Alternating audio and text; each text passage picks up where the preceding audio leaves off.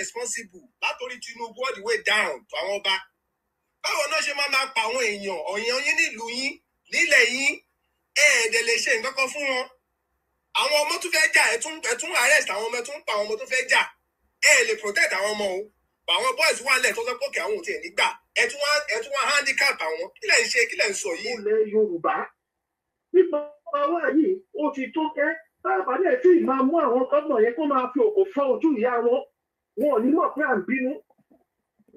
Wọ́n fi òkò fọ́ ojú ìyá wọn mélòó ni Tinubu fẹ́ ṣe mélòó ló fẹ́ kọ́ ó fún wọn lówó fún wọn gbogbo ẹ̀ tí Tinubu bá ń sọ fún wọn ó kọ́ lè fẹ́ lọ ṣe báyìí ṣé wọn ò ní ṣẹlẹ̀ ni ṣùgbọ́n wèrè tí wọn kàn ní tí wọ́n lé wèrè ni wọ́n kàn ní tí wọ́n lé. Bàbá wa àwọn Fúlàní ẹ ti pọ̀ débi wípé tí wọ́n bá mú wọn fún fèrè wọn kò máa pààyàn lọ nítorí àwọn harmless àpèpìẹ àgbàpọ̀kúnbọ̀ àpèpìẹ bá ṣe ń ṣe patí náà láṣẹ tí ò kàn wá òkè tó kún bá wá dé sí tó bá wọ ìlú kan wá jẹrun ni. Àpèpìẹ àwọn gómìnà òde sọ pé òkè a ti mọ̀ pé a ṣẹ̀ṣẹ̀ ń pọ́sẹ̀sì ti olóyè Ìgbòho ni òkè kí ni nǹkan táwọn gómìnà yìí kan ṣé wọ́n ti pe olóyè sí rántẹ́bù òkè ẹja ṣe báyìí wọ́n ń ṣẹ̀ṣẹ̀ kò kàn mí ni. Àbí bóyá wọ́n ń dúró de kí wọ́n fún. Látàrà pé gbogbo wọn lẹ́ẹ̀kan náà kí wọ́n sùn dànù kí wọ́n pa gbogbo wọn. Èwo ni wọn lówó ẹ̀fẹ́ tí ìbẹ́wò tó ń do ẹgbà bí àwọn èèyàn tí wọ́n pa lóńdó tí ẹ bá ṣe pé wọ́n dì náà ní kó tó fẹ́ lọ ilé ẹ̀kẹta lẹ́ẹ̀ṣẹ̀ wá ń kọjú àwọn Fúlàní dédé kò sọ kọ́kọ́ ṣé tó bá jẹ́ àwọn èèyàn. No, gọ́vnọ̀ Odo sọ̀rọ̀ o àbúyẹ ẹ̀wò pé ẹ̀wò ṣò wà. Ó sọ̀rọ̀ ó ní láti 2022. Màámi ṣe fún òǹdó ni bí wọ́n ṣe ń pa kúkú wọn pa kúkúrú máa yẹ kó dàkẹ́ bí olúndù mi. Àló sọ̀rọ̀ sẹ́ ó sọ̀rọ̀ àti gbé wá wọ́n dínà ní kọ́kọ́ ẹ̀ṣẹ̀ ń sọ̀rọ̀ kó sọ̀rọ̀ tẹ́lẹ̀. Bàbá wa ẹni sùn wo ṣò wà tá a ṣe ní àná ni ó sọ̀rọ̀ ní ìjẹta ó ní láti 2020. Tẹ ní sùn kẹtì ẹ̀gbọ́n kan tó sọ ẹni sùn kẹgbọ́n tó sọ náà. Ẹni sùn kẹgbọ́n tó sọ ó ní láti 2022 tí wọ́n ti ṣe ọ̀wọ̀ attack ó ní kò tí ì sí wàhálà Fúlàní kankan lóńdó. Ṣọ̀pọ̀nà ló máa pa. Ṣọ̀pọ̀nà ló ń lọ. So bàbá wa bàbá wa a rí pé ẹ̀ ń support Tinubu. Bàbá wa a rí pé ẹ̀ ń support Tinubu. Bàbá ni wọn ní yàbọ̀ tó bá yàbọ̀ wá pọ̀ pa wá nípa púpa. Bàbá wa wọ́n pa ọba ǹjẹ́ ẹgbọ́n nǹkan tó lẹ́yìn pé àwọn ìgbìmọ̀ ọlọ́ba gan sọ̀rọ̀ lórí ẹ̀. Bàbá wa tó rọrọ̀ pọ̀ bàbá wa ẹni sọ̀rọ̀ pọ̀ ní tàbí sọ. Nísìn ẹ̀ ń sọ wípé àwọn ọba wa àwọn èèyàn wa wà ámúlẹ̀ tó má ti fún fèrè wọ́n kàn máa pẹ́ ní bọ̀dì lọ ni. Bóyá àwọn olóṣèlú àbí wọ́n dóde kọ́kọ́ ṣe first batch kọ́kọ́ pàdé èèyàn 3 million kó tó wá fún àwọn èèyàn wa ní agbára ni number 1 nìyẹn. Number 2, a rí pé ẹ̀ ń support Tinubu. Àwọn governors tí wọ́n ń fún ní security allowance tó máa ń pè tí wọ́n ń fún. Ẹni tó bá fún lọ́dún ní tó dẹ̀ pé wọ́n ń jiyàn gbé nílùú ẹ̀ why tí wọ́n stop kó má fún wọn. Why tí wọ́n ẹni sùsà why tí wọ́n declare state of emergency nílùú ẹ̀. Any governor tó ti ń jiyàn gbé nílùú ẹ̀ why tí wọ́n declare state of emergency but wọ́n declare state of emergency ní Rivers State. Àwọn tọ̀dọ̀ wa ló yorí burúkú. Àwọn gómìnà yìí ò fẹ́ràn wa o. Wọ́n bá ṣe ń kọjá kọ́ máa káwọn èèyàn ti ṣá òkú jẹ́ wọ́n ti ṣá sínú báyìí. Tinubu náà ò fẹ́ràn wa. Gómìnà nìkan lẹ́ orílẹ̀-èdè ti máa ń bàjẹ́ orí ló ti bàjẹ́ wá. Tó bá pẹ́ Tinubu náà fẹ́ràn wa ni. Ẹni gómìnà má ti jíyàn gbé nílùú ẹ̀ ó yẹ má fún allowance ẹ má fún ní security allowance pàtó fún kò tó àbùjẹ ọkàn. Wọ́n lè declare state of emergency nílùú ẹ̀. Wọ́n tọ̀ fún má ṣe yẹn. Gbogbo wọn náà nífẹ̀ẹ́ wa jàre. Gbogbo wọn pátápátá ni wọn ò nífẹ̀ẹ́ kò séèyàn rẹ̀ nínú ìbọn nínú wọn kò sọ ọmọ rẹ̀ kankan nínú ìbọn ọmọ rẹ̀ kan ò sínú ìbọn wọn. Ó dáa gbádùn ní gbogbo wọn pátápátá ká máa lajú sẹ̀kọ́ máa pa wá ní à ń dínkù lójoojúmọ́ ni mélòó ni wọ́n pa ń lè yí bò bẹ́ẹ̀. Ìyá wa Rebecca bá wa gbó sókè bàbá wa bá ń wọ ẹ mọ òfin orí péjì yìí o tẹ́ ẹ̀ mute ẹ ṣe gan bàbá wa God bless you sir. Ẹ ṣe mà. Ìyá wa Rebecca bá wa gbó sókè. Ẹ tó ń bèrè nọ́mbà mi lórí Facebook yẹn my number is +17185020573 WhatsApp call nìkan ẹni tó bá wà lórí fóònù ẹ bá mi fi nọ́mbà mi sí comment section +17185020573 ẹ bá mi kọ sí comment section kí n pin ẹ bá wa gbóhùn sókè ó dẹ̀ pa àlejò ní lórí péjì yìí sà.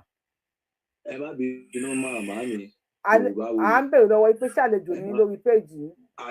Àlejò ni mí pé mo ṣẹ̀ṣẹ̀ máa pè wọlé but diehard fans yín ni mí. Òfin wa lórí péjì ni pé tẹ bá ti pè lẹ́ẹ̀kan ẹ máa stop, ọ máa pè yín padà. Yes, ma, ẹ má bínú tó ẹ̀yin nìkan kọ́ ṣé ó yẹ ká ti pè yín ti pẹ́ dìmọ̀ tẹ̀ ń pè dìmọ̀ tí nọ́mbà yín lọ sẹ́yìn àwọn èèyàn wà online pàtẹ́ pé lẹ́kọ̀ọ́kọ́ yẹn ilé wa nọ́mbà 2 bẹ̀rẹ̀ yẹn pè yẹn nọ́mbà yẹn máa lọ sẹ́yìn ni mo mọ̀ sí fáwọn èèyàn lójoojúmọ́ ẹ bá gbóhùn sókè. God bless you, sir. Ó ti yé mi, màá ṣe mà, ẹ má bínú. No, it's okay, it's okay. Bí tèmi ti kọ́kọ́ fẹ́ bẹ̀rẹ̀ ọ̀rọ̀ tèmi ni pé fún àwọn tó ń sọ̀pọ̀tì bàbá Tinubu, àní kò dábọ́ ṣe ń sọ̀pọ̀tì ẹ̀ because nǹkan tó fi kó wa lómi ọbẹ̀ náà ni pé ọmọ ẹni ò ní ṣèdí bẹ̀bẹ̀ rẹ̀ ká kó lẹ́kẹ̀ẹ́ sí di ọmọ ẹlòmíì. Lápálápá tí mo wà nídìí. Ìjà lọ ti bọ́ ṣòkòtò ń di ọ̀pọ̀lọpọ̀ ẹlòmíì ní ìsìn ẹlòmíì ò lè wọ pátá mọ́ débi kó máa wọ ṣòkòtò. Now, nǹkan tẹ́mi fẹ́ sọ rèé mà. Ẹni Tinubu ọmọ tó ń ṣe ọdún kìíní ọdún kejì ọdún kẹta ọdún kẹrin olóhùn tó fẹ́ ṣe second term. Ṣé àwa Yorùbá ṣáàtẹ̀ ronú pé tí Tinubu bá ṣe tán Haúsá Fúlàní ló máa padà bọ̀ síbẹ̀? Now a gbọ́ pé wọ́n ní wọ́n fẹ́ gbé security ilẹ̀ Yorùbá fún olóyè Sunday Igboho àgbà bẹ́ẹ̀. Tí Haúsá Fúlàní bá dé ṣé ó máa ṣì gbà kí olóyè Sunday Igboho kó sì máa control security ilẹ̀ Yorùbá? Another question Ogunde à ń gbọ́ yín o à ń gbọ́ yín. Mo fẹ́ ká fi làákàyè ká fi wo kinní yẹn. Tí Haúsá Fúlàní bá padà dé nísìn bóyá àwọn ẹrùfà yìí àwọn kinní kan ká ṣàṣọpá Haúsá Fúlàní àti àtìmọ̀ pé lẹ́yìn ọdún mẹ́jọ bàbá Tinubu Haúsá Fúlàní ló ń bọ̀ ń bẹ̀. Ṣé Haúsá Fúlàní yẹn máa lajú lé máa tó wá pé Sunday ó kọ́ mù? Continue. Máa ṣe gbogbo nǹkan yìí tó dẹ̀ ti mọ̀ pé àwọn tó ń da òlú ìlú àwọn èèyàn wọn ni. Ṣálágbà kí olóyè Sunday Igboho kó máa tákù. Ẹ jẹ́ bá wa answer question yẹn o tí Fúlàní bá débẹ̀ tí wọ́n sì máa continue pẹ̀lú Sunday Igboho bá wa answer question náà. Ṣó ti yé ẹ jẹ́ kí a pẹnu pọ̀ ẹ má bínú mà ṣó ti yé yín. Kò sọ̀rọ̀ bínú lórí fóònù. Ẹ jẹ́ kí gbogbo apẹnu pọ̀ ká pé bàbá Tinubu ẹ pín ìlú ìní solution. Ṣé nǹkan tó ń ṣe bàbá Tinubu ni pé self interest bàbá yẹn pọ̀ jù ẹ̀dá sọ tòótọ́. Ìlú iṣẹ́ òkè kìíní kan lórí Tinubu èèyàn tó ti kú nílẹ̀ Yorùbá ó ju gba Buhari lọ. Bẹ́ẹ̀ni. Ẹ gọ́gọ̀ ẹ̀. Bẹ́ẹ̀ni. Ó yá so orí bẹ́ẹ̀ ni òun ló ṣàwà ń bẹ̀ torí bẹ́ẹ̀ Yorùbá ni ọ̀gá sójà Yorùbá ni ọ̀gá àmọ̀tẹ́kùn Yorùbá ni ọ̀gá ọlọ́pàá Yorùbá ni ọ̀gá ọmọ ọ̀ta Yorùbá ni ọ̀gá gbèrò gbogbo ẹ̀ tó work. Yorùbá ni ọ̀gá gbèrò adágún. No kí ni kókó wọn bí a ṣe ní màámi ẹ̀yìn ò sí ní Nàìjíríà wà Nàìjíríà tẹ́lẹ̀ bí ọdún méje mẹ́jọ mẹ́wàá sẹ́yìn táìmù sàárì àwọn èèyàn máa jí lóru wọn máa kanlẹ̀kùn kiri sàárì tí tó ẹdìdẹ ńlẹ̀ wọn bí anybody dá mọ́ nísìn kó dọ̀wọ̀. Why kẹ ẹ máa jáde lóru ẹ mọ ibi tọ́ta sápamọ́. Ṣé kò sáwọn ajíwèrè mọ́ ni àwọn ajíwèrè ẹdìdẹ nítorí Ọlọ́run sàárì ti tán. Àwọn ajíwèrè kan ti jí sínú ilé. Ọ̀gbẹ́kúndé wọn. Ẹjọ́ àkókò tó fúnra wa. Ṣé àwọn èèyàn travel nínú mọ́tò tó ń speed ní motion wọ́n jí wọn gbé ìwọ kan máa rin agolo kan kiri lóru pákòjù ẹ sínú àpò ni. Tébù tá a manage máa yìí ti bírèkì ẹ. No ṣe rí ó lè. No kò fọ́nì Ọlọ́run. Àwa yóò lẹ́nì kankan ó lè dọ̀la akọ́nikọ́ wa gbé wò wá kọ́ tó bá fẹ́ ṣe o kò jẹ́ tunu bọ̀ ẹ já sọ tòótọ́. Gbogbo ṣọ́rí kò ṣe tó kàn city boy dá lọ máa lẹ pósítà kí ni plan gbogbo ọ̀nà ilẹ̀ Yorùbá kò sí tó dáa gbogbo ilẹ̀ Yorùbá dúdú ni kò sí ná ó yá Tinubu ló wà bẹ́ẹ̀ ọmọ Yorùbá ni kí ni kókó ọdún kẹrin tí ń pè lọ kí ni kókó ẹ̀yin náà sọ ẹjẹ́ àjọ ẹ pé gbogbo àwọn ọba yẹn ṣé Tinubu ò lè wálé kó pé gbogbo àwọn ọba yẹn kó pé gbogbo àwọn South West Govnor pé ẹ wá sórí gbogbo yín dàrú ni èmi mo mà wà ń bẹ̀ ń sìn kí lẹ fẹ́ káwọn èèyàn máa sọ tí n bá kú ń bẹ gbogbo ọ̀nà wa ò dáa kò sí iná kò sáàbò kò sí skul gidi kò sí hospital gidi. No tàbádé máa wẹ̀ yìí kọ́ máa ní bàbá yẹn mọ nǹkan tó ń ṣe ó ń ṣe èmi náà máa ń sọ bẹ́ẹ̀ àwọn fámìlì ẹ̀ ni kò ṣe fúnlẹ̀ Yorùbá ẹjẹ́ àṣọ tòótọ́ ẹ má di ṣé ká máa tọra wa yẹn èmi ò ṣe àwọn kan bú Sunday Igboho irọ́ tí Sunday Igboho bá jẹ́ bàbá tiẹ̀ ó máa ṣe dun tó ṣe yẹn lọ ni ṣé gbogbo àwọn Yorùbá kan tó ń bú ń gbà yẹn ló tún padà ń bu ní ìsìn pé toró dé fìlà APC lásán Tèmi gan lè lọ rà lájà kéde, tẹ́nibọ̀dì lè lọ rà lọ́jà kó dé. So ẹ wo tí àwọn bàbá Tinubu yẹn dé ká pé bàbá kí ni kókó lẹ Yorùbá tá a ti gbà pẹ́ ìmáṣe ọdún mẹ́jọ tọ́nà bá fún yín lẹ́nu àtàlàáfíà bọ̀ tí bẹ́ẹ̀ bá wá pọ̀ ń bẹ̀ níbo Yorùbá fẹ́ padà sí ẹgbẹ́ kìíní kan ní Sunday Igboho lọ́wọ́ ẹgbẹ́ ilẹ̀ Yorùbá kan lé Gani Adams lọ́wọ́ táwùsá Fúlàní bá débẹ̀ tó máa gbà ní. ẹ jẹ́ àsọ tòótọ́ múra wa náà àbẹ́ ẹ̀ mọ̀ pọ́n máa ránwó gbogbo tó ń ṣe gbogbo àwọn ẹrùfà tẹ̀ ń dà láàmú yìí gbogbo àwọn màlàmí tẹ̀ ń dà láàmú yìí ẹ̀ mọ̀ páwọn náà máa ránwó padà ní. God bless you, brother mi. ẹ jọ mà. Ades, you can send request. You are against what this man is saying. You can't against the koti. Ma yin so. Let me can. Rebecca ló kàn breaking ẹni sùn tí wọ́n wá síbẹ̀. Rebecca sọ̀rọ̀ ládùn. Okay, yẹn sọ̀rọ̀ lẹ́yìn ẹni ẹ ká gbé Rebecca wá lọ. Ọkàn wà lórí page wa. Ẹ bá gún sókè. Breaking ẹ máa múra kalẹ̀ lẹ́yìn bàbá wa. Ṣé mi lọ́kàn? Ẹ̀yin ló kàn sà. Ẹ ṣé gan-an, thank you. You're welcome. After tí n bá sọ̀rọ̀ tán, Yorùbáwùyí ìjọ, mo fẹ́ kó pè mí lẹ́yìn. There are things tí mo fẹ́ sọ fún ẹ tí mi lè sọ lórí afẹ́fẹ́ báyìí. Ṣé o gbọ́ mi? Mo ti gbọ́. Ọ̀rọ̀ ohun tó mi fẹ́ sọ ó yàtọ̀ sí ẹ̀ sí gbogbo nǹkan táwọn èèyàn ti sọ. Fẹ́rí president ó ti sọ sẹ́yìn. Ó ní Nàìjíríà ló ń jẹ president lé lórí kì í ṣe Yorùbá nìkan.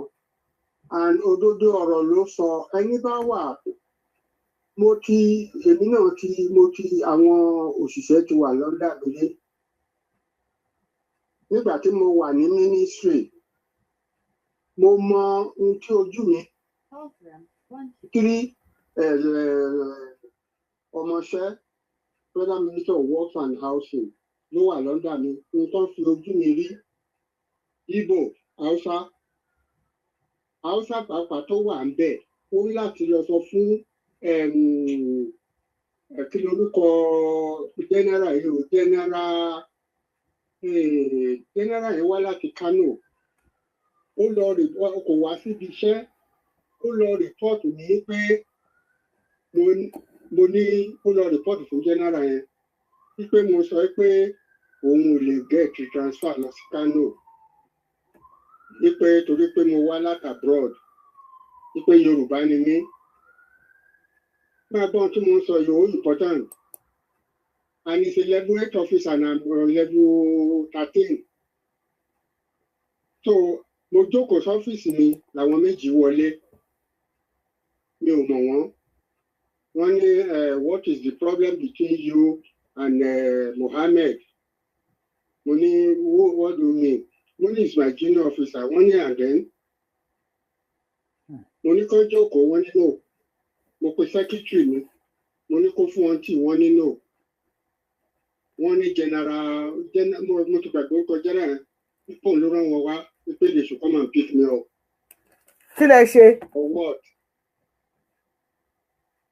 So, mo ní Mohammed supposed to àwọn tó mo ń tọ́ ní mo ṣe ni mo fẹ́ sọ yìí. Mo ní Mohammed is a level 8 officer and a level 13 officer. He's under training. So, all on leave. He's supposed to go for 4 weeks vacation. He went for 6 weeks. And then he came back. I gave him a preliminary question. Why am I not supposed to take a disciplinary action against you? You went for 6 weeks instead of 4 weeks? If everybody are doing that, Nigeria will not be what it is today. He just left my office and he went to Kano and then reported me to the general and they said they should come and pick me up. Wow. I thank God and my staff that the 2 officers, army officers they sent, they are in mufti. They did not wear uniform. They said, is that what happened? I said, yes. The boy was not with us. They asked my secretary to call him inside. So, Owole, wọ́n ní You were on vacation, only yes. How many weeks? Only 4 weeks. How many weeks do you spend? Only 6 weeks. Mo dẹ̀ sí gbé fáìlì jáde, wọ́n ka ohun tí mo kọ. I've not given inquiry yet. And the two military officers said, we are sorry. That is not what he told the general. Now, they sat down, they took the key, they gave me their card. That if any officer ever come and threaten me or any police officer, that I should call them, that this is the kind of people we want in Nigeria. These are Hausas. I see what that boy did. And once they carry me that time, my office is somebody body camp in Victoria Land. And that will be the end. Now, why I'm saying that is that when you are at the top, you need to exercise patience. Tinubu cannot do anything special to Yoruba except what he's doing. We thank God for what he has done to Sunday. Once, before he finishes his time, I believe he's going to do something. That is one. Two, the people we're supposed to face are not Tinubu. It is the governors. The Obas, they are under governor. They are under the local government people.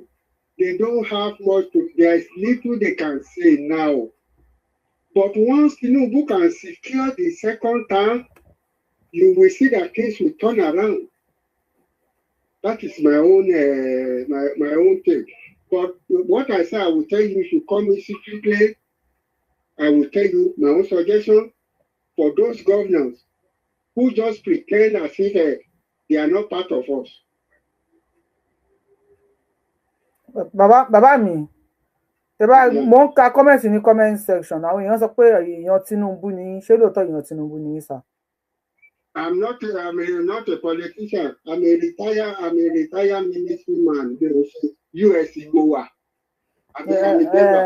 Okay. Bàbá wa, tẹ́rí program tá a ṣe lénìí. Mo mọ̀ pé you are a retired, ṣé general lẹ fi retire bi. So mo mọ̀. No. General, no say I'm just a civil servant. Okay, you're just a civil servant. Okay. Bàbá wa, ṣe rí ọ̀rọ̀ tá à ń sọ yìí. Títí tí ọ̀rọ̀ yìí bá fi lè wọlé bẹ́ẹ̀. A ṣe wípé second time Tinubu wọn ò lè ṣe anything. Ipe wọ́n wá bá ìyá 78 years sùn. Wọ́n dẹ̀ bá sùn, wọ́n tún dúró lọ́bẹ̀ lọ́rùn. Àwọn yes. So àwọn ọmọ ìyá yìí wá pariwo sọ pé wọ́n ti dúyà wọn lọ́bẹ̀ lọ́rùn o. Even mọ́ṣúárì tí wọ́n gbé ìyá yẹn lọ. Àwọn ọmọ ìyá yẹn ni wọ́n sanwó, government to take responsibility. Ṣèyí Mákindé was there. So lẹ́ni nísìn báyìí bí ṣe bá yín sọ̀rọ̀ dádì. Àwọn Fúlàní tí wọ́n mú jọ yẹn. Ẹni sùn dádì ẹni sùn sà. Ẹ ń gbọ́ wa nínú ilé tọ̀rọ̀ yẹn ń wọnú ara wọn. Náà àwọn tí wọ́n dòyà wọn parí sí àtàwọn fárá àdúgbò àtàwọn ọdẹ ìjọba ti wá kó wọn lọ sí Àbújá. Wọ́n ní order from Àbújá lórí ilẹ̀ Yorùbá. Say who die, say wetin happen, say kí la ṣe.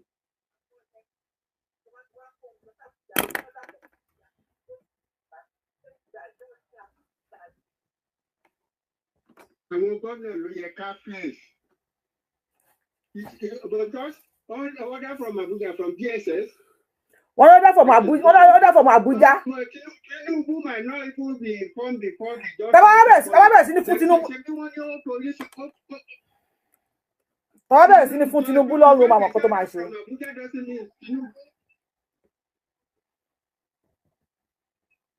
Bàbá wa yẹn ń gbọ́ wa, àwọn tún gbọ́ wa nínú ilé. Tọ́wọ́ bẹ̀rẹ̀ sí ní fún Tinubu lọ́rùn ọmọ àmọ̀kọ́ tó máa ṣe. Bàbá wa breaking bá wa sọ̀rọ̀ sókè. Tó pẹ́ ẹ̀fọ́ wa tap làwọn èèyàn ṣe ń drop lórí TikTok ẹjọ́ mi kọ́ o. Bàbá wa breaking bá wa sọ̀rọ̀ sókè. Mo ti ń power tap. Olóyè kẹ́yìn sì wà ń bẹ̀. Àwọn tó power tap náà ń drop. Ẹ bá wa gbóhùn sókè sà.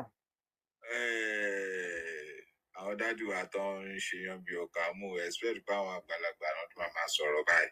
Ṣé mọ̀ pé governor tó bá fẹ́ ṣe anything concerning security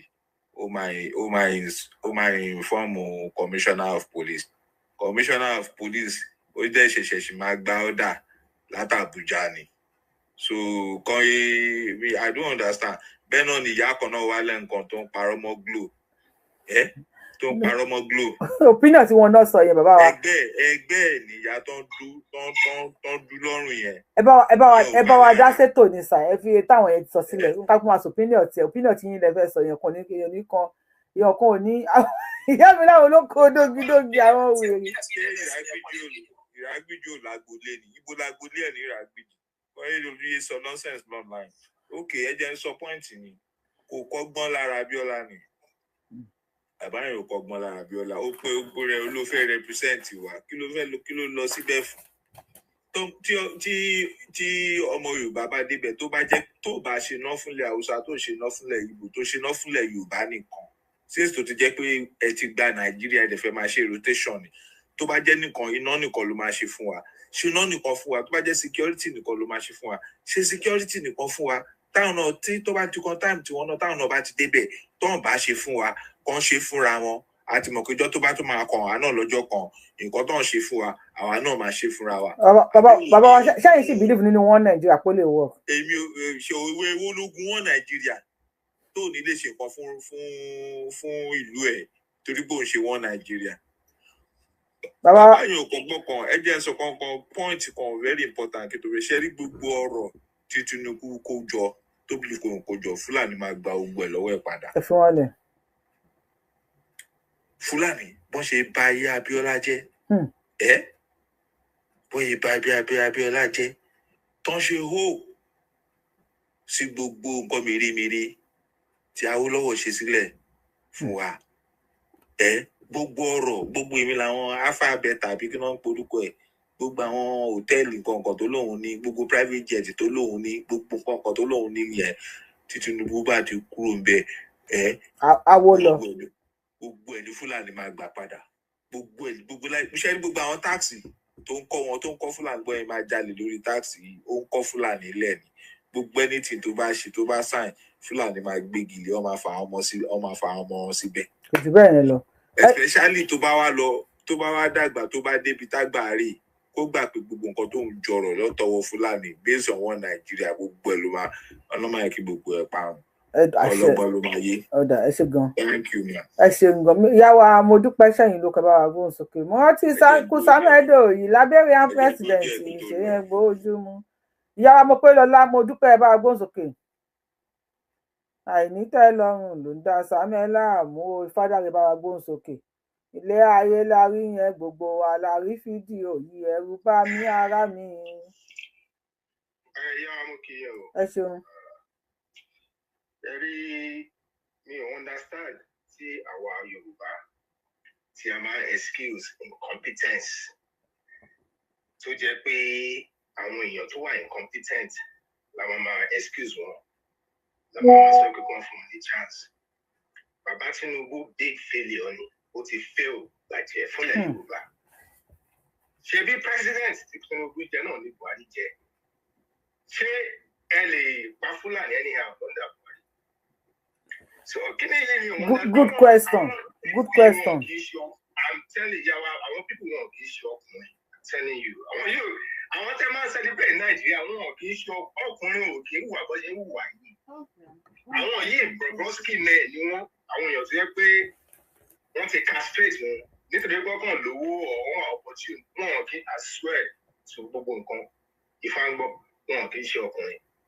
So kéèyàn máa wá sí gègé máa excuse àwọn èèyàn.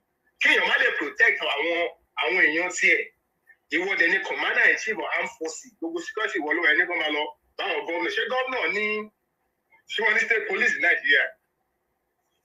Aláwọ̀ yẹn wà incompetent èèyàn tó máa ń invite president ìlú mi wọ́n máa bomb nínú ìlú ẹ̀ wá níyẹn wà competent. These are shameless people. Ọkùnrin òkè bí èèmọ̀ ṣe káwọn ilé ń bí èrè yìí kọ iṣẹ́ mọ̀ Nàìjíríà láwà ilẹ̀ Yorùbá láwà kọsílẹ̀ Yorùbá tó fi bó ṣe rí nìyẹn. Yorùbá ń di ẹrú lọ àbẹ́ mọ̀ ọ̀kẹ́tọ́ tó ń ṣẹlẹ̀ yìí. Náà ò lè rí pé lè gba justice fún victim. Ẹ tún wá victimize victim ò tún ẹ̀ tún wá lè protest pé ẹ̀ ń victimize òun mọ́. tó bá lè sọ̀rọ̀ sókè ṣe tún máa arrest ẹ̀ ṣé bí nǹkan tó ń ṣẹlẹ̀ sí ni ẹ ti ń dẹrú lọ nínú wọn Nàìjíríà wẹ̀ yìí ẹ dẹ̀ ṣe ń excuse àwọn èèyàn tí ò ṣe ọkùnrin àwọn èèyàn tẹ́ pé àwọn èèyàn lásán so èmi ò mọ ṣe rí kí ló ń pẹ́ kínní lifespan ilẹ̀ Yorùbá kò lè ju 15 years lọ mọ́ ṣe rí tí Tinubu wá kúrò ń bẹ̀ gbogbo èèyàn tẹ̀mí mọ́ àwọn politicians tẹ̀mí mọ́ the first time wọn ló máa determine bọ́n ṣe máa govern the second term bàbá yóò ṣe anything fúnlẹ̀ Yorùbá ní first term ṣé nígbà tí ò ní ìdí election tí ò ní anything mọ́ lọ́wọ́ máa ṣe nù ẹ jẹ́ ká máa ro kínní náà. Ó dà bàbá wa Ifádàrè ẹ ṣeun gan kí Mr. Yemfe gbóhùn sókè bàbá wa Ifádàrè thank you so much arógbọ́n kọ́ bàbá wa Yemfe ẹ gbóhùn sókè kí Ades máa múra kalẹ̀. Ades ẹwọ míìtì tí Yemfe mi wá síbẹ̀ Mr. Yemfe ẹ sọ̀rọ̀ sókè ẹ ká dé sà.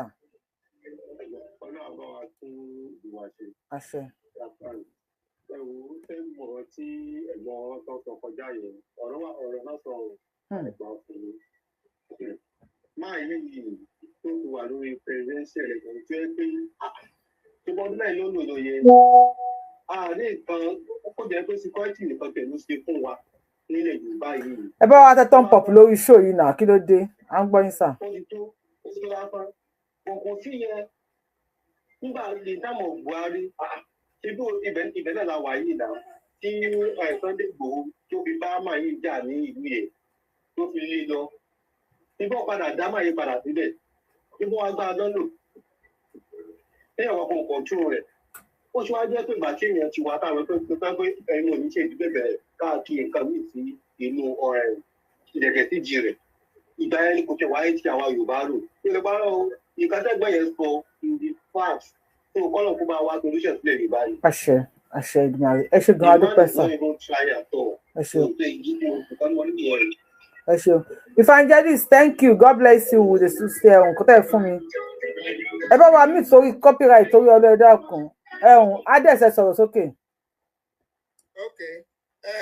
Opinion tèmi máa yàtọ̀ sí nínú àwọn nǹkan tí wọ́n sọ kọ́ńdọ̀ go ahead sir. Ìfẹ́ Yorùbá pọ̀ ní kálukú ní tó fi ń sọ bẹ́ẹ̀ tèmi máa dáìfà díẹ̀ ìdí tí mo fi yàtọ̀ ni pé Nàìjíríà kò ṣe Yorùbá nìkan ló ní Nàìjíríà ẹ̀yà tó wà ní kọ́ńtì yìí ní Nàìjíríà ẹ̀yà tó pọ̀ ni Tinubu ò kì í ṣe president Yorùbá president Nàìjíríà ni so a lè sọ pé kíní kan kó ṣẹlẹ̀ Yorùbá kó ṣẹlẹ̀ gbogbo equally Nàìjíríà ni president Nàìjíríà ni kò ń ṣe president Yorùbá and then nípa ti Buhari ìgbà tí Buhari náà wà ní government insecurity ń ṣẹlẹ̀ níbi tó nǹkan náà ti wá even ní Katsina tó ti wá gangan ibẹ̀ gangan ní insecurity pọ̀ sí jù so Nàìjíríà ọ̀rọ̀ wa ti di nǹkan àfi pẹ̀lẹ́pẹ̀lẹ́ ṣe àwọn governor lèmi expect kó yẹ kán ran president lọ́wọ́ wọ́n ń gba security vote nǹkan ò lè ṣẹlẹ̀ lábúlé tèmi ń bì báyìí kí wọ́n expect pé Tinubu ló fà á báwo ni Tinubu ṣe fà á governor ni mo máa ké pè and then ní sí gbogbo àwọn commissioner of police wọ́n kó wọn sí gbogbo state pé bóyá wọ́n máa fóònù Àbújá yẹn kò irọ́ ni gbogbo yẹn kò sí nǹkan tó gbọ́ba yẹn mọ́ pé bóyá governor wọ́n máa kọ́kọ́ lọ pé gba òfin látàbújá kí wọ́n tó secure state irọ́ nìyẹn wọ́n gba security vote àwọn governor dẹ̀ ń fún gbogbo àwọn commissioner àwọn kí lórúkọ army brigade tó wà ní kínní wọ́n fún wọn wọ́n dẹ̀ tún ní kán organize local security gbogbo bí kínní ṣe tó nígbà yẹn Akérédolú tó fẹ́ fi secure Ondo Àkúrẹ́ state ní Ondo state nígbà yẹn ẹ wo nǹkan tó tún padà lọ ṣe fún kó tó di pé màá yẹn kọ́ máa pé kọ́ máa torí Àmọ̀tẹ́kùn tí Akérédolú dẹ̀ ń jà fún gbà yẹn pé kó ṣẹlẹ̀ wọ́n fún gúnmọ́ gidi gan nígbà yẹn torí kó lè back down láti má ṣe Àmọ̀tẹ́kùn yẹn wọ́n lọ sí Àkúrẹ́ wọ́n lọ sponsor àwọn insecurity ní state yẹn wọ́n lọ pààyàn bó ṣe wù wọ́n níbẹ̀ so Nàìjíríà gbogbo àwọn insecurity some of them were political motivated àfi káwọn èèyàn wa káwa náà ká support government èmi ò kì í ṣe olóṣèlú o bẹ́ẹ̀ tá a bá sọ nípa pé president Tinubu ò lè sọ pé bóyá òun nìkan ni ká máa pariwo, ká pariwo àwọn gọ́vnọ̀ náà, ká pariwo wọn náà kí káyé gbọ́ wọ́n ń gba owó security, kí kálukú organize security ní each state yẹ láti ran president lọ. President ò lè wá máa secure, kò lè wá sí state anybody kó wá máa secure ẹ̀. So n tẹ́mi ní láti sọ nìyẹn. Ṣe ẹjọ́ tó bá ní question ní comment section fún bàbá wa, yìí bá wa béèrè question, kò sì mí ní question fún wọn. Dáàdì wa Mr. Adesa, ẹjọ́ ṣé Yorùbá ni? Ọmọ Yorùbá ni mí. Ọmọ Yorùbá ọ̀tàtà, ìbú àti ìròyìn Yorùbá ni. Bẹ́ẹ̀ni, Yorùbá ni mí. Ẹni Tinubu ò kì í ṣe president Yorùbá nìkan, pé president Nigeria ni, and you should treat everybody equally. So my question is, ṣé Tinubu treat everybody equally? Kò treat everybody equally. Ìdí ni pé ìgbà tí wọ́n bọ́jẹ̀tì owó fún road infrastructure ní Nàìjíríà, ẹ lè wo online, wọ́n bọ́jẹ̀tì 160 billion fún South West, wọ́n bọ́jẹ̀tì 120 billion fún South ti South kí lorúkọ North Central, òun ló kéré jù. So in that area, mo lè sọ pé wọ́n treat everybody equally. So that means pé Tinubu ń cheat àwọn Fúlàní lẹ́ ń sọ yẹn. Bẹ́ẹ̀ni, ọ̀dọ̀ wọn yẹn ò fi bẹ́ẹ̀ nípa road infrastructure. So kò tiẹ̀ treat àwọn. Okay. Ọ́fíìsì ọ̀dọ̀ wa ń bí báyìí dáadáa ju side ibẹ̀ yẹn lọ díẹ̀. Ṣé ẹ bá wa bẹ̀rẹ̀ tó tá a ṣe ṣá?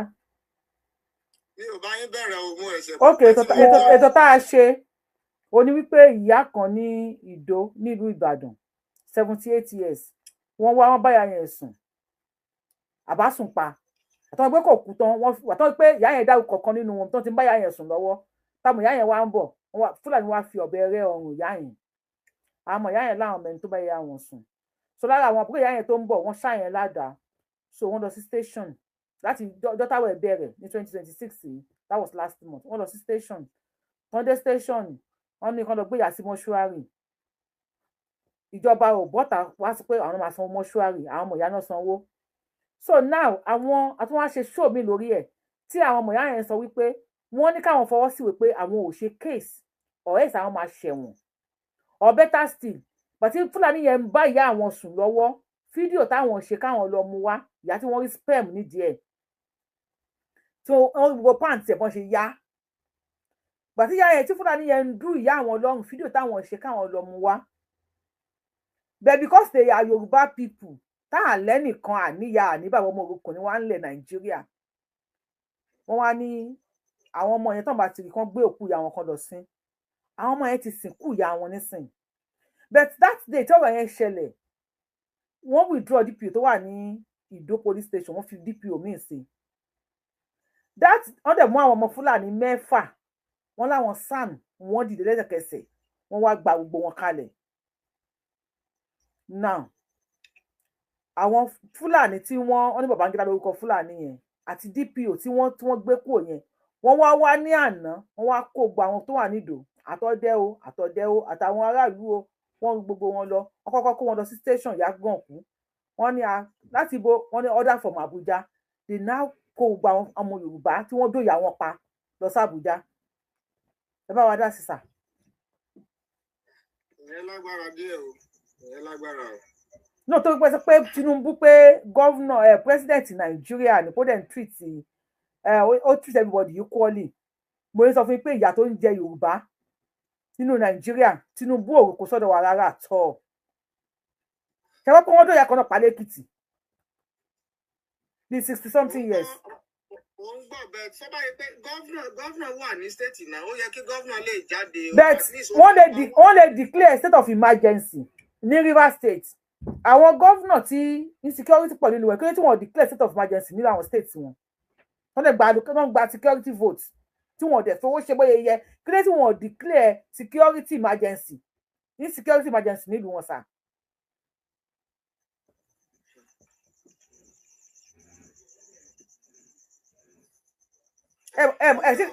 Tí rí pé Tinubu sìn àtàwọn president tó ti lọ president Fúlàní ni wọ́n láyé Buhari kò sẹ́ tó gbọdọ̀ sọ̀rọ̀ sí Fúlàní wọn ni kan lọ pé onítọ̀hún ni ọ̀rọ̀ ní Sunday Igboho sọ tó fi dèrò ẹ̀wọ̀n tó fi dèrò ẹ̀yìn òdì fún 5 years wọn ni kan lọ pa mọ́lé bí ẹ̀ tí gbọ́ pé Mr Jackson kan Fúlàní wọnú oko ẹ̀ ó wá kẹran jẹ oko ní olè kẹran jẹ oko òun ò lè kẹran jẹ oko ẹ̀ báyìí ó bìyọ bàbá tó bá ti jẹ́ Fúlàní o kì í ṣe èèyàn ó dẹ̀ mú yọ dágà ó bẹ̀rẹ̀ sí ní gún Mr Jackson ìyẹn fight with his last strength ó gba ọ̀bẹ lọ́wọ́ ẹ̀ ó gun Fúlàní kú ṣé ọ̀pọ̀ tí ní kọ́ lọ yẹgi fún Mr Jackson dẹ́sẹ̀ pé wọ́n rí gbogbo bí Fúlàní ti kọ́kọ́ gun kó tó gun Fúlàní lẹ́ẹ̀kan padà ṣé ọ̀pọ̀ tí ní kọ́ lọ yẹgi fún sà àbẹ́ ẹ̀gbọ́n sà ẹ̀gbọ́n sọ ẹ̀ tí wàá pé Fúlàní ló ní Nàìjíríà ṣé self defence ni àbí self defence kọ́ yẹ tí wọ́n ní kọ́ lọ pa ẹ̀ẹ́dẹ̀rí yẹn sà tí rẹ àbí ti rí ti àbá ọmọ NYSC tí wọ́n jí gbé last week tí wọ́n dáhùn Fúlàní ń bẹ́lẹ̀ nínú pù. ẹni sùsà 10 million tó gbà lọ́wọ́ ìyá àbá àti bàbá ẹ̀ yẹ kí n ṣó ẹ̀ fún yín 10 million naira tó gbà lọ́wọ́ wọn kì í sáré ṣó ẹ̀ fún yín lẹ́yìn tó gba 10 million yẹn tán ó ní 10 million tó gbà ní òun lè rí nínú Ghana must go yẹn ẹ ti rí ní Ghana must go lọ́n ṣe fídíò ẹ̀ yẹn ṣáyìn náà ti rí lórí Facebook YouTube ṣe ti rí ṣe pé wọ́n ti pa ábà lẹ́yìn 10 million ẹ rí yẹn náà lẹ́yìn tó ẹ pé wọ́n tún wá ṣe fídíò jáde pé owó yẹn ní o ṣe mọ̀ pé wọn ò ṣe track fóònù tó ń lò ṣe track ẹ ń sọ nísìnyí pé wọ́n fìyà jẹ wọ́n ní north ẹ ti pé fóònù ẹ ti gbọ́ pé lẹ́kìtì nísìn ẹ tó wà lẹ́kìtì tí wọ́n jíjì ìyá tó bá sùn pa lẹ́kìtì àwọn tó gbówó lọ fún wọn tó fẹ́ fi rescue tó fẹ́ fi gba òkú wálé wọ́n ti mú àwọn náà sọ́dọ̀ sìn wọ́n wá ń bè pa àwọn ní the virgin láti release wọn ẹ ti gbọ́ yẹn náà sà. hello. mo ń gbọ́ yín mà mo ń gbọ́ yín. no mo ń bèrè lọ́wọ́ pé gbọ́ yẹn náà sà pé wọ́n ní the virgin nílùú wa nílẹ̀ Yorùbá virgin as ransom ẹ gbọ́ yẹn náà. mi ti gbọ́ news débẹ̀ yẹn náà. ẹ jẹ́ tó bá wà lórí show yìí o tó bá ti gbọ́ o ṣé fóònù méjì lẹ́yìn ló bóyá kẹsàrẹ́ Google ẹ̀.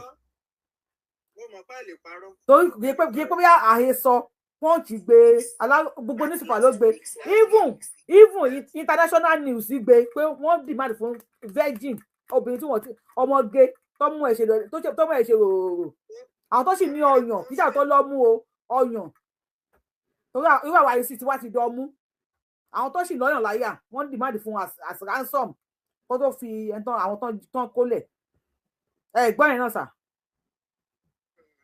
and fóònù tó fi ń bá àwọn èèyàn sọ̀rọ̀ fóònù yẹn ò ṣe track tẹpẹ Fúlàní ni wọ́n tẹpẹ Yorùbá ni wọ́n sọ màtí wọ́n máa rí wọn track and you are still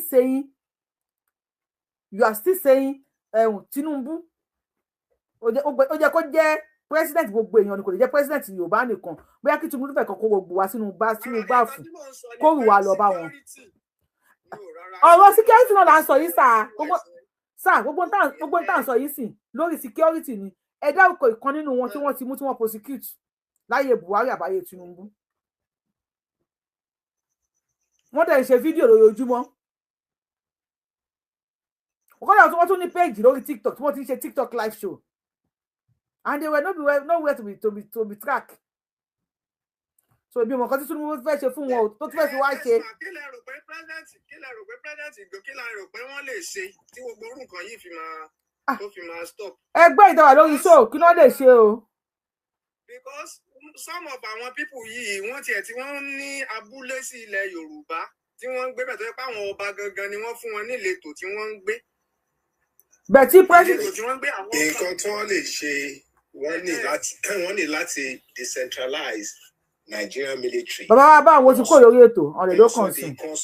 kan ní regional security agency Yorùbá wọn police ara wọn 6 geopolitical zones wọn ní Nigeria each zone wọn ní security regime to wọn in addition to that wọn ní state policing àti regional security regime irú DSS yẹn wọn máa create like a sister security agency for each region ọmọ Yorùbá ló yẹ kó máa secure ilẹ̀ Yorùbá militarily and then kó ní state police now kó get rid of youth service corps kó replace it with youth service force tó bá ti kúrò ní high school ní kó lọ ṣe military training for 1 year compulsory military training before you go to college lẹ́yìn kan tí máa lọ gba military training yẹn máa fún àwọn ọmọ Yorùbá ní advantage láti ní military training kó tó lọ sí college nísìnyí ọmọ Yorùbá ò lẹ́ni military training àwọn adé lọ sí high school more than gbogbo wọn so the goal is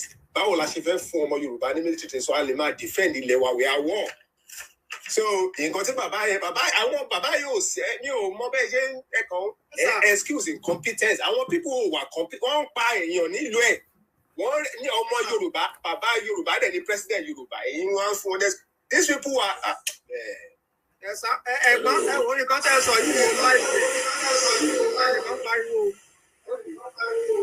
nǹkan tẹ́ sọ yìí mo láìpẹ́ gan mo léèyàn kan tó lè get in touch pẹ̀lú Sunday Dare one of presidential media aid so mi mọ̀ bóyá ẹ lè wá sí ọ̀dọ̀ Abe Govnor yìí nǹkan tẹ́ sọ yìí.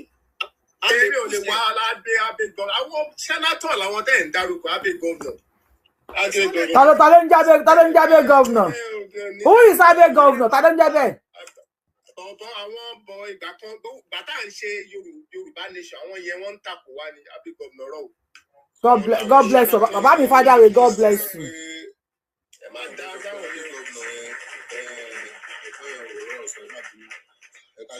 ọpẹ́ bá wò adé Govnor gbogbo àwọn yẹn ẹkú àtàrọ. Ẹ bá wa sọ̀rọ̀ jàdá everybody àwọn mìtì lórí TikTok yẹ ká sọ̀rọ̀ wọnú ara wa tó ti fẹ́ end so kó ní kálukú máa sọ̀rọ̀ láǹgá máa sọ àkọ́mọ́ ó yá. ẹni sọ̀rọ̀ ọ̀rọ̀ yẹn tam lára gan látàrọ kọsẹ̀ tí ń gbọ́ program yẹn wọ́n lẹ̀ sẹ́rí ohun tí ó máa ṣẹlẹ̀ sẹ́rí ọ̀rọ̀ Nàìjíríà sí ó ti di wọ́wọ́wọ́ ẹgbàá mi sọ fún yín tó bá di ojú bí àṣà orin ìsáìdì ni ó tí ẹ máa ṣùfù àlà kò tí ì dojú ṣu tó bá dojú ṣu. Abe Govnor kan Ibrahim Councillor ni wà láàrin èèyàn ò dá lórí TikTok. gbọ́dọ̀ sọ pé wọ́n Abe Govnor kan Ibrahim Councillor ni. ṣe rí bàbá yẹn náà káńpé ní bàbá Tinubu ọgbọ́n president Nàìjíríà yẹn àmọ́ bóyá ohun tí wọ́n ti mú sẹ́yìn ló ń wọ́ọ̀dì wọn ni ọba àwọn ṣe mú un sí náà àwọn inú rẹ pẹ̀lú gbogbo ohun tí ó ti ń ṣẹlẹ̀ yìí bàbá yẹn ń gbọ́ àìnù gbogbo information yẹn ń gbọ́ yes tí ò bá ogun wàhálà unisex ẹ máa sọ̀rọ̀ ń sìn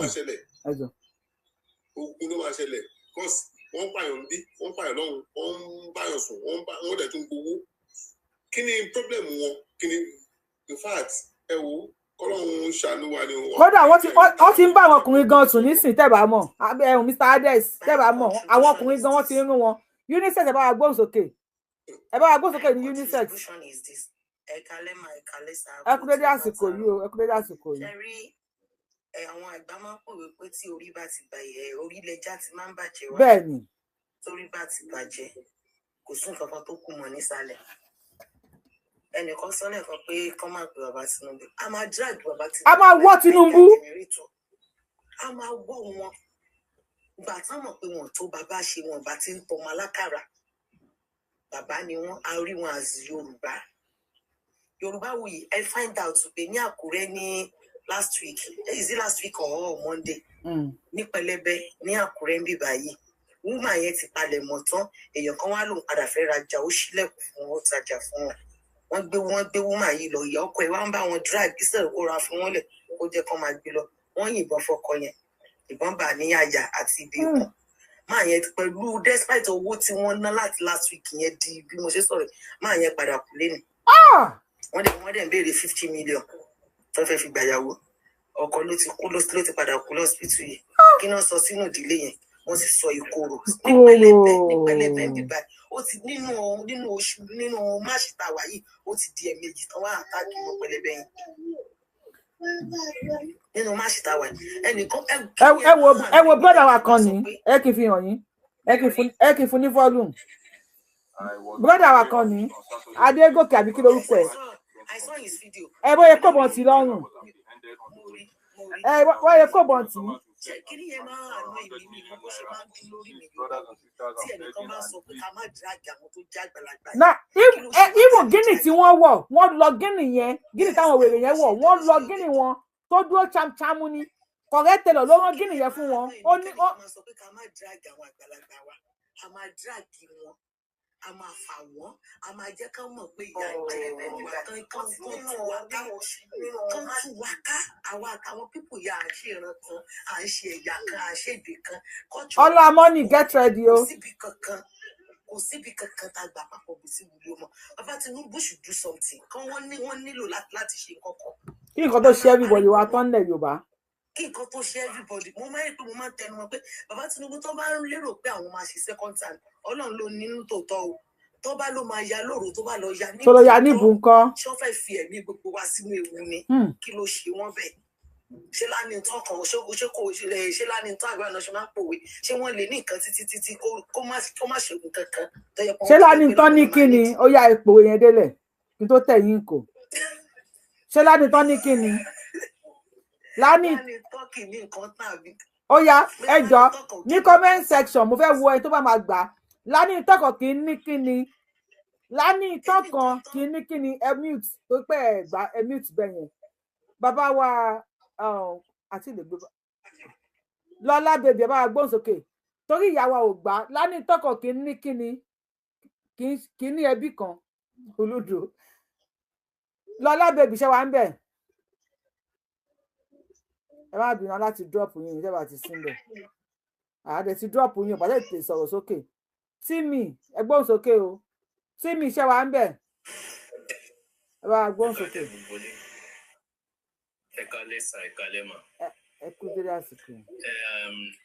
Mo ní nǹkan kékeré tí mo kàn fẹ́ sọ ni níyẹn ní tèmi o ṣe rí ọmọ Yorùbá tó bá jẹ́ ọmọ Yorùbá àtàtà tó jẹ́ correct ọmọ Yorùbá tó bá sì ń sọpọ́tì ìjọba tó wà ní ìtàlẹ́nì kì í ṣe Yorùbá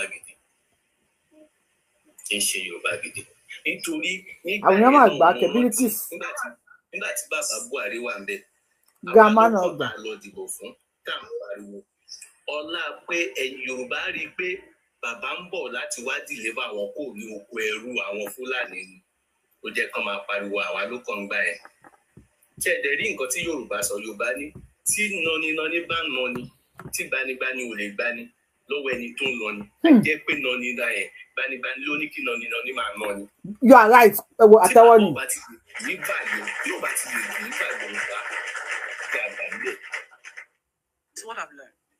Any level. So gbogbo àwọn ọmọ Yorùbá tó ṣì ń sọ pé bàbá ló lè ṣe bàbá ni the right person tọ́dẹ̀ ẹ̀dẹ̀ lájúlẹ̀ báyìí tàlùbọ́dẹ̀ ń kó wọ̀ shame on you people. Ọlọ́run nǹkan tèmi ní láti sọ nìyẹn ṣe. Ẹ ṣe náà bàbá thank you so much we appreciate you. Unisex ti sọ̀rọ̀ yẹn ten so bàbá bá wọn bá wa gbóhùn sókè. Tí nani bá ń nani tí gbanigbani ò lè gbani lọ́wọ́ nani á jẹ́ pé gbanigbani ló mú ẹgbàá fún nani pé kó lọ nà wá àwọn bàbá wa náà fún àwọn Fúlàní lágbára láti máa pa wá bá wa gbóhùn sókè sàn. ẹ jẹ́ kí n sọ nǹkan kan ẹ mọ̀ pé Ọlọ́run ṣe ìlú òyìnbó lẹ́wà ìlú òyìnbó lè fún wa ó yẹ ká jẹ́ ká mọ̀ ká wà politically mature political maturity tèmi sọ ni pé ká mọ̀ iṣẹ́ oníkálukú ṣe mọ̀ pé state kan wà ní US tó yarí fún Donald Trump àwọn àìsí wọn tó ń lé fọ́rẹ́nà káàkiri yẹn ó ní ká máa àrẹ́sì wọn torí pé òun ló lágbára ní state yẹn àwọn tó lágbára ní state they are the governors tó dẹ̀ wà ń bẹ̀ àwọn lè government chairman àwọn ló ń control state gómìnà èyí tẹ́ gbogbo wọn kàn sọ pé ẹgbẹ́ ọ̀dà fọ̀mù abọ́fọ̀ ẹ̀ wọ́n fi ń kúrọ́ mọ́ òun ní Tinubu ṣe lọ pé lọ́ba gómìnà yín jọ yẹn òun ṣe fún ọ lówó àwọn ló lágbára ẹ̀nà pé. kí ló tí kò withdraw àwọn security àwọn governors kó wá ní ká lọ bá wọn kó withdraw àwọn security wọn kó ní ká lọ bá wọn tábà ní lọ bá wọn. ẹ̀dùn another action yẹn ṣe bàbá àwọn gan bá bàá gan a ní action láti protest ká bá fẹ́ protest gómìnà ọ́fíìsì ló yẹ ká lọ ṣé ìgbẹ́ gbà káwá kẹgbẹ́ àwọn máa blame ọba tí mo sọ fún yín pé ọba wò lágbára kẹgbẹ́ àti sábà blame àwọn Yorùbá ẹ̀ láti wò lá àmúlùmálà ní ẹ̀bùn pé Tinubu tá à ń sọ yìí ó ní minister of defence ó ní minister of economy economy ẹ bá blame Tinubu kí ni yẹn ní àṣẹ blame minister ẹ̀ àmọ̀ pé jákè sọ kí ni wọ́n fún ìlú òyìnbó mo sọ pé ìlú òyìnbó lẹ́wà àbóyẹ ní bíbá ní London tí mo wà níbà ẹni tó bá ti dá níbà mayor of London la máa blame òun ló wà ní ìtajì ọlọ́pàá òun ló ń ṣàjẹ everything tẹ́ bá dé Spain tẹ́ bá dé Catalan sí náà Catalonia àwọn mayor of Catalonia òun ló ń kọ́ bá níbẹ̀ yẹn prime minister ọ̀rọ̀ ẹ̀ mọ́ àtúnṣe yàtọ̀ sí pé wọ́n tẹ̀ tún gbowó security yẹn wọ́n fún gbowó security bò ibi tó yẹ ká blame ní senator wa àní blame ẹ̀ ibi tó yẹ ká blame local government chairman wa àní blame ẹ̀ tí nǹkan bá ṣẹlẹ̀ nígbà mo lọ bá local government chairman mi náà á lọ bá àwọn ló wà ní ìṣáàjì gbogbo kíní wọ̀nyẹn gbogbo prime minister yẹn iṣẹ́ ti àyọ̀tọ̀ ni akọ̀ sọ pé ọ̀dà àbọ̀ Àbújá ni òun ní Tinubu sọ pé ẹ̀kẹ́ lọ bá gómìnà yìí náà ẹ̀kẹ́ jẹ́ká protest lọ́sọ̀dọ̀ gómìnà ní ọ̀ká sọ̀nà. bàbá wa ẹ jẹ́ kí Tinubu withdraw kó withdraw àwọn security àwọn gómìnà.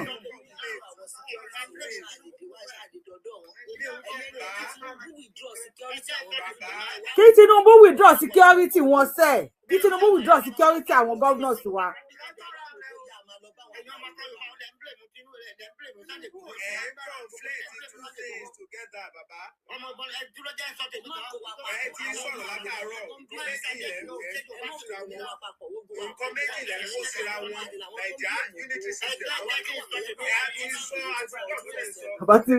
Bàbá Rogo wọ́n ti mú bàbá máa wò sọ́wọ́ lórí tí.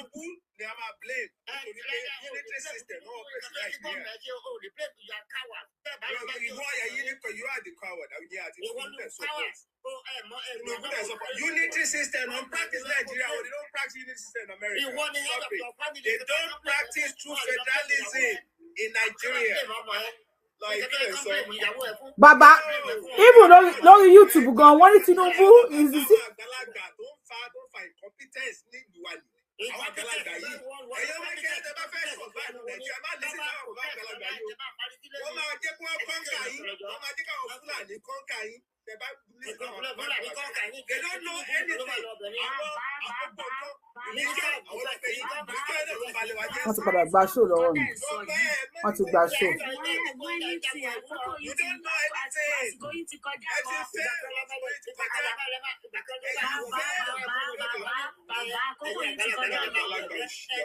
Hey, no insult, please, no insult.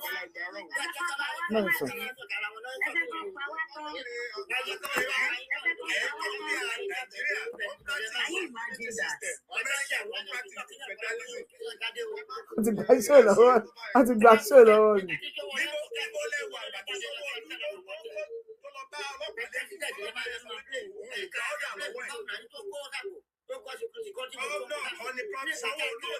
Fàájà level ẹsẹ̀ ń tó ní fàájà level la wà wọ́n ti fàájà.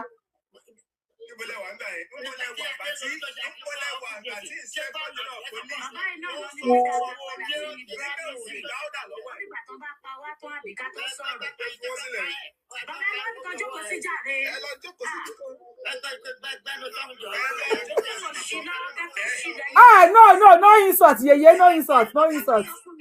Yeye àgbà.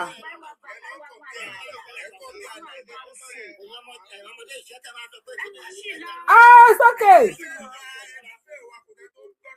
Bàbá bá ń wò.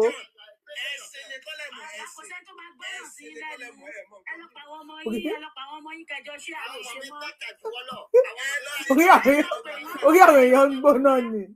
Ẹ jọ.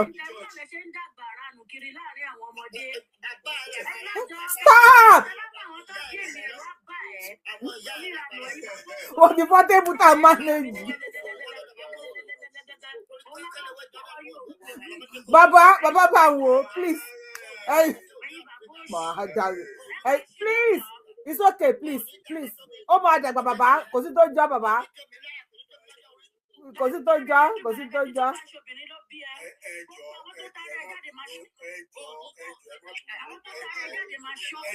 Bàbá it's okay everybody. Bàbá bá ń wò. Anybody bá sọ̀rọ̀ ní sùn, tí bá meet, tí bá wọ̀ meet. Any sùn. Anybody tí bá meet. Bàbá wa ní sùn. Bàbá wa dẹ̀ sẹ́ ní sùn. Ẹni tí bá meet tó bá wọ̀ mute máa drop ẹ̀. Please. Ẹni tí bá meet ní tó bá wọ̀ mute máa drop onítàn. Ẹ mọ̀ ṣé àwọn àgbàgbà ilẹ̀ Yorùbá yìí. Ẹ mọ̀ yẹ ká para wa torí tiwọn. They are wicked. Ìkà ni wọ́n. Bàbá wa bá ń wò. bàbá wa bá ń wo ẹ̀wọ̀n mi tẹ̀ má ṣe pé o ẹ̀wọ̀n mi tà. Ẹni sùúrù sà, ẹni sùúrù. Mo fẹ́ bèrè question lọ́wọ́ yín ni sà. Mo fẹ́ bèrè question lọ́wọ́ yín. Bàbá wa bá ń wo irú tó ṣẹlẹ̀ ní tàbí tọ́pìkì ẹ̀wà tó ṣẹlẹ̀ ní Ìdó tí wọ́n báyàn sùn tọ́lọ́pàá tí wọ́n kó àwọn ẹni sùúrù ọlọ́pàá tí wọ́n kó àwọn tí wọ́n bá ìyá wọn sùn pa ó tún wá kó wọn lọ sí Àbújá. Yes sir. Mo fẹ́ bèrè lọ́wọ́ yín pé ṣé àwọn àgbà wa ṣàgbà dáadáa ni wọn ṣọmọ ọkọ ni wọn àbọmọ àlè. àwùjọ gómìnà yìí gómìnà ló jẹ̀bi ìkẹ́ tí mo sọ gan nìyẹn ní ìgbà táwọn ti Akérédolú tó ṣe àti open grazing ń dọ́kínní gómìnà tèmi tó jẹ́ Fáyẹmí kò sọ́pọ̀tì ẹ̀ àwọn gómìnà ẹ̀ ló ń jẹ̀bi àwọn ló ń gbowó security àwọn ló yẹ kó máa dáàbò bò bẹ́ẹ̀ mo ti fi New York mo ti fi lóyìnbó mo ti fi example ó ṣe ń rò ní ẹ́ a lè blame gómìnà lérí nǹkan tó yẹ kí president ṣe nǹkan tó yẹ kí president ṣe ká máa blame ọkọ lérí nǹkan tó yẹ kí ìyàwó ṣe àbí ìyàwó ká máa blame ìyàwó lórí nǹkan tó ọkọ ṣe. ó dà sà ṣé ẹni sùúrù sà ṣé mo wípé ní Rivers State wọ́n declare state of emergency but ní Ìbàdàn ní Ọ̀yọ́ ní Ògùn ní Oǹdó káàkiri gbogbo ilẹ̀ Yorùbá tí wọ́n ti pa wọ́n pakúpa ní Kwara God bless you wọ́n declare state of emergency why sir. ìjẹ́ gómìnà gan make any move kí ni gómìnà ṣe. ànígbà tí wọ́n make any move yẹn kí ló ti gọ́ọ̀mẹ̀ntì kí ló ti wọ́n declare state of emergency lórí wọn bóyá declare ní Rivers. Ṣé wọ́n protest ní Rivers kó tó declare state of emergency sir? Àní ṣé wọ́n protest ní Rivers kó tó declare state of emergency sir? Another action tó bá wo by law tó bá wo president close it up. Tó bá wo lè máa close it up. So kò lè bá wa close it up. Àwọn governors yẹ kó withdraw security wọn ẹni sùúrù bàbá.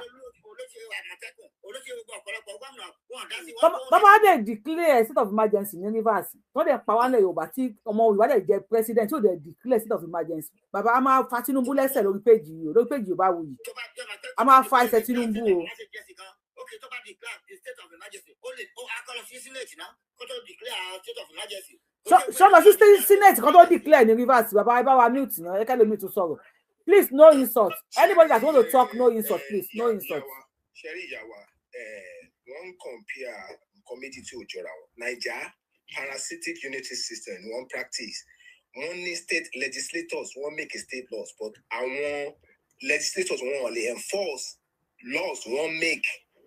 Get in America don't compare see America through federalism on practice one state legislators but you need federal legislators and one state legislators only enforce the law even our counties maybe one legislators only make county or municipal laws county police were state police were federal police were but and so regime to were very centralized she our gbogbo akola wa nílé ayé nígbà under Buhari tí Sanwó-Olú tí ó ń bá inspector general police sọ̀rọ̀ tí inspector general police sọ fún pé òun wà ń sàsí ẹ.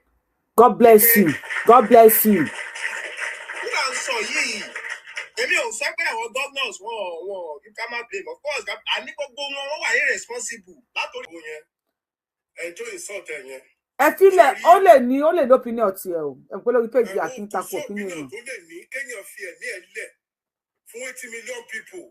Opinion ló fẹ́ ní kí ni opinion ẹ̀ ẹ̀ tó pé a rí ní ẹ̀jẹ̀ ká dáwọ́jọ ká na tiẹ̀ pa ni.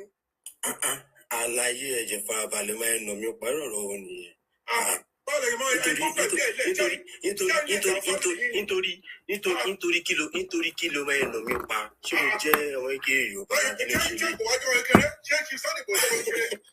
Kí ló ń ṣe lé ṣé Ìgbòho èèyàn mélòó ní Ìgbòho jà àbí Ìgbòho jà fẹnu ara ẹ̀ ṣé òun wà kí ló ṣe lé. Yóò rọ onílé ń sọ. Ẹnu sọ̀rọ̀ àbíkẹ́ni tí o bá ń gbọ́ kí ló ń gbọ́ kí ló ń gbọ́.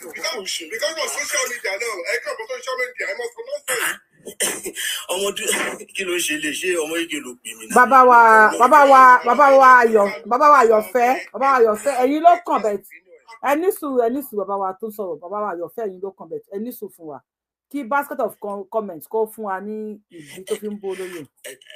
Ìyá fàájẹ kalẹ̀ mo ti máa ń gbọ́ program yìí ó ti ṣe díẹ̀ gẹ ẹni tí ẹ ti rí ẹni tó sọ pé ẹ máa ń sọ sí Ìgbòho pé òun máa ń ka irọ́ ló ń pa mọ́ mi sọ sí Ìgbòho but Ìgbòho jà fẹ́nu ara ẹ̀ ni kò jà fúnlẹ̀ Yorùbá rárá. Okay. Get Igboho be wa okay fine. Ó ní ó jà fún ilẹ̀ Yorùbá. À support ẹ̀. Buhari APC ó lọ sí ilé ẹ̀, ó pa èèyàn. Suddenly nítorí Tinubu ti wà ń bẹ ọ̀dẹ̀ ní òkè òfin ti forgive Tinubu. Pé Tinubu gba ilẹ̀ Kútọ̀nù. Àwọn èèyàn tó pa nílé ẹ̀ ńkọ́. So that means hypocrite ní ẹ̀ náà. That means dalẹ̀ àwọn èèyàn tó pa nílé ẹ̀ nítorí party yẹn ló pààyàn nílé ẹ̀. Tẹ́tù bá ń fi pìtìpá ọ̀pá iná kọ́ ẹ lọ sákọ́ oògùn everything tó nílé ọkọ̀ lọ sábùjá lálẹ́jọ́ náà guys ẹ̀ ń sọ French ọ̀ ń sọ ilé ọwọ́ láti wọn ní òdo ọ̀fẹ́ ó ṣe gbogbo escape àwọn èèyàn tó pálí ẹ̀ ń kọ́ ṣé àwọn ẹni ẹ̀ wọ̀ nẹ́bí ni ṣé wọ́n ṣe Yorùbá ni ṣé kò ń ṣe ìyá kan ló bí wọn ni sọ́dí lè jẹ́ lọ́rọ̀ kan jẹ́ gbàgbé ni ẹ ó wá dijọ́ kan wá bẹ̀rẹ̀ sí gbé owó Yorùbá ṣépè sórí Ìgbòho dàrú ni àbí kí ló ń wọ́n rí ẹ̀ ṣé nǹkan ṣègbòho ni ṣé nítorí jẹ́ ẹ̀jẹ̀ ní ṣe bí ọmọ